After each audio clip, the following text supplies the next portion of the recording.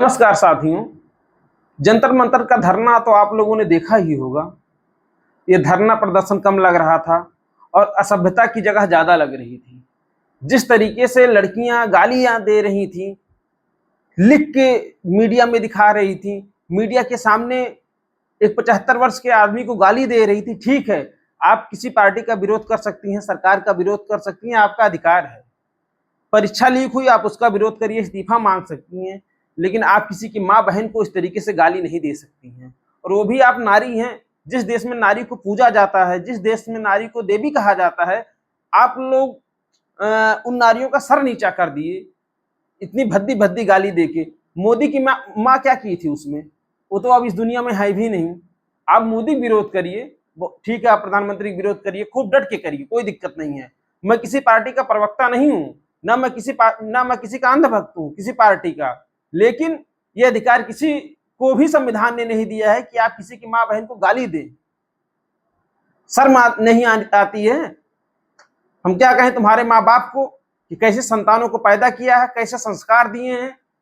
उनको भी जाके कहीं हमें लगता है कि चुल्लू भर पानी में डूब मरना चाहिए, और शायद वो उनको लगता क्या होगा, वो अंदर से खुद ही सोच रहे होंगे कि हमने कैसे संतानों को पैदा किया है, कैसी बेटियों को पैदा किया है, जो इस तरीके से आन मीडिया आकर माँ बहन की गाली दे रही हैं। और मैं क्या क्या बताऊं, मैं उन गालियों को अपने मुंह से कह नहीं सकता हूं कि जो है, मतलब हमको खुद शर्म आ रही है कि मैं कैसे उस बात को दोहराऊं।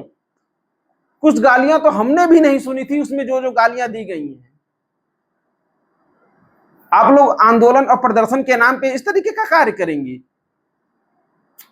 किसको मुंह दिखाएंगे? आप भी किसी की बहन है, किसी की बेटी है, किसी की पत्नी बनेंगी, कैसे मुंह दिखाएंगी?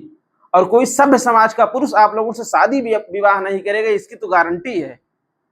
आप ही की तरह होगा, असभ्य होगा तो भले कर ले, वरना कोई सभ्य पुरुष तो कर ही नहीं सकता। कोई सभ्य परिवार और सभ्य समाज तो आपके घर से संबंध ही नहीं रख सकता है। ये बहुत ही गलत है।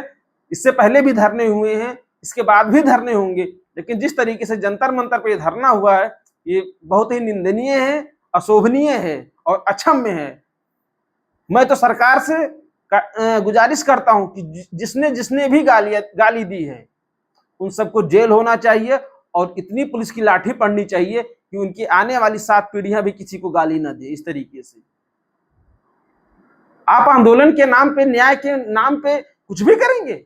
ठीक है, आप धर्मेंद्र प्रधान का इस्तीफा मांग रहे थे, ठीक है, अच्छी बात है, आपका वो अधिकार है, आपने मांगा, सरकार आपके सामने झुकी, ये भी अच्छी बात है, उनको हटाया गया, सब कुछ ठीक था। लेकिन यार, किसी की 100 साल की माँ जो अब इस दुनिया में है भी नहीं, उसने क्या किया था यार? क्या किया था उसने, आप बताइए। अब मोदी को गाली देंगे? ठीक है, आपको मोदी नहीं पसंद है, भाजपा नहीं पसंद है, कोई भी सरकार किसी को ना पसंद हो, हर 5 साल पे चुनाव होता है, आप उनको सत्ता से उखाड़ फेंकिए, ये बात समझ में आती है। लेकिन आपको माँ बहन की गाली देना और उससे भी गंदी गाली देना, ये आपका अधिकार नहीं है। ये संविधान में बाबा साहब ने भी ये अधिकार किसी को नहीं दिया है, और अगर कहीं दिया गया हो तो हमको दिखा दीजिए। इसलिए कुछ जाहिल लड़कियां, जो अच्छी लड़कियां हैं, उनका नाम ना खराब करें, क्योंकि आप जैसी जाहिल तो पूरे देश में है नहीं। आप जैसे कुछ ही जाहिल हैं, सब नहीं है, बाकी तो देवी के समान है, पूजनीय है, वंदनीय है। लेकिन आप तो सुरसा और ताड़का हैं। आपको इस देश में रहने का भी अधिकार नहीं है। मैं क्या बताऊं, क्रोध के कारण मेरे पास शब्द नहीं है, क्रोध ज्यादा है। बस मैं इसी पे अपनी बाड़ी को विराम देता हूं।